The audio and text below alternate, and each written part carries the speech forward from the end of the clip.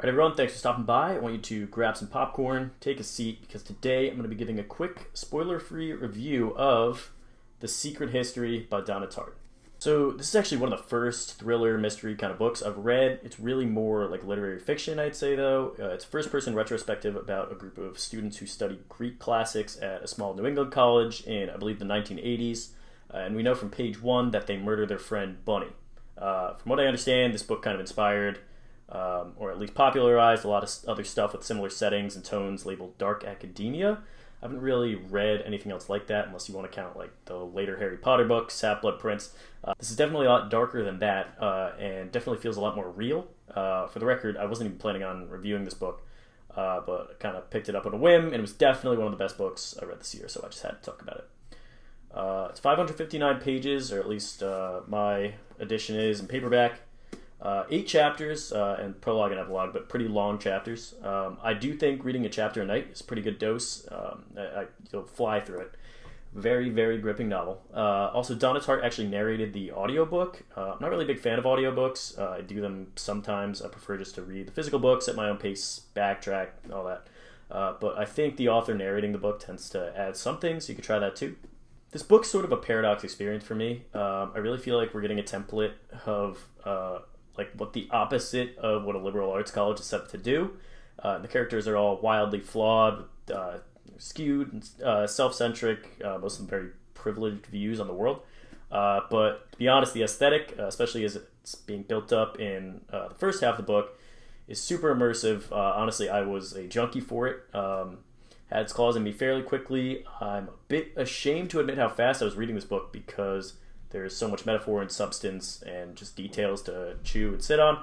But very early on, I realized there's just so much intrigue, and the suspense and tension just builds and builds. I thought it was fairly easy to fly through.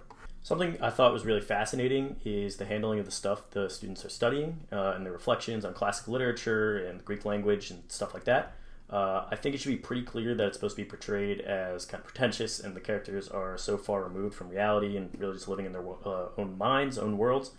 But it did really pull up my interest in some of this stuff, like language and ancient perspectives on the psyche, and I think Donna Tartt really channeled a passionate interest in classics and the Greeks in general. The first half of this book, I'd say, leans more into the atmosphere and building intrigue and suspense. There are a lot of character choices on display, from both our narrator and the cast in general just being developed that are really telling to who they are and what their priorities are. I'd say the second half is where things get a lot more sort of psychological and messy and reflective.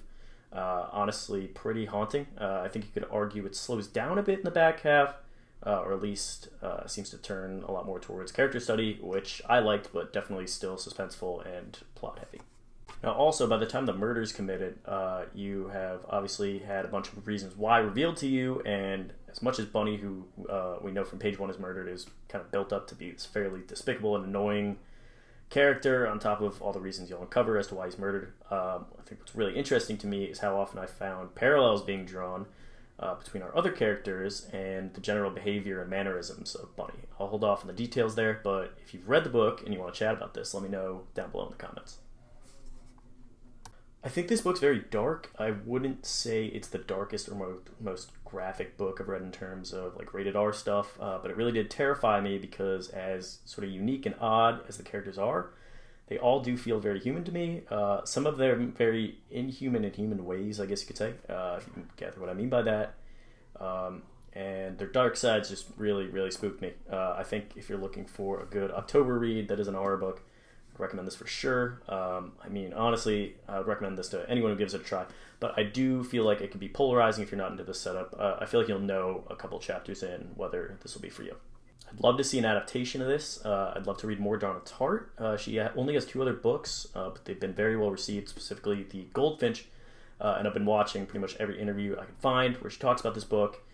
She's a genius. I just wish she didn't get interrupted in like half her interviews, especially the older ones. I do think I want to read some more of her influences before I head back to her, specifically Dickens. It seems like she loosely follows that tradition. So I have some work to do beforehand. But yeah, I'll definitely be looking to read all her work over the next year or two, hopefully. And hopefully she's got something coming out this decade. And I think you should definitely give this one a try too. Let me know if you've read The Secret History. If you haven't, any questions you have about the book that you want me to answer, just drop them down below. If you have, what you liked, what you didn't like, just try to stay spoiler-free in the comments so anyone can hop in. But either way, thanks for stopping by, and I'll see you next time.